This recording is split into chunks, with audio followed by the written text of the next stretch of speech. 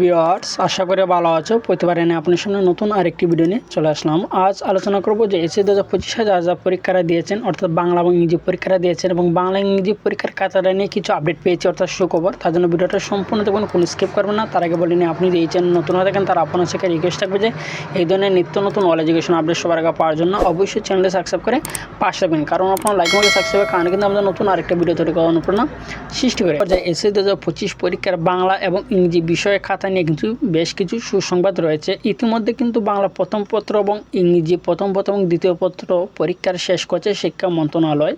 11টি শিক্ষা বোর্ডের অধীনে 19 লাখেরও অধিক শিক্ষার্থী চলতি বছরে এসএসসি পরীক্ষায় অংশগ্রহণ করেছে।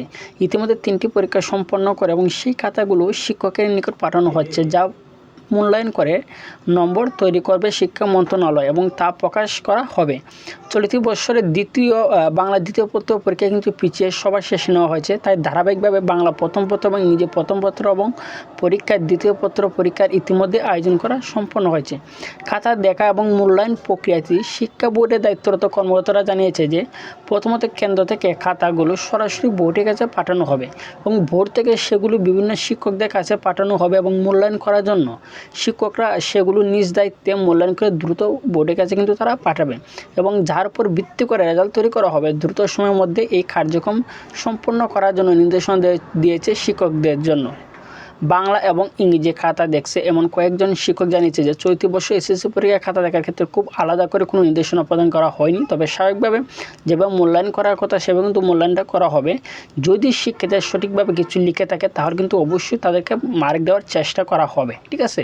যদি তারা না লিখে থাকেন তাহলে কিন্তু তাদেরকে কোনো ধরনের মার্ক দেওয়া হবে না, ঠিক আছে। যদি খাতার মধ্যে যদি আপনি লিখে আসেন, মনে করেন যদি ভুলও যদি লিখে আসেন, কিছু কিন্তু প্রাসঙ্গিক হতে হবে। যদি অপ্রাসঙ্গিক যদি আপনি সবই লিখে আসেন তাহলে তো তারা মার্ক দেওয়ার কোনো সিস্টেম থাকবে না। যদি প্রাসঙ্গিক কিছু লিখে আসেন তাহলে কিন্তু আপনি কিছু হলেও মার্কটা পাবেন, তারা যেগুলো আপডেট দিয়েছে আপডেট থেকেও বোঝা যাচ্ছে, ঠিক আছে।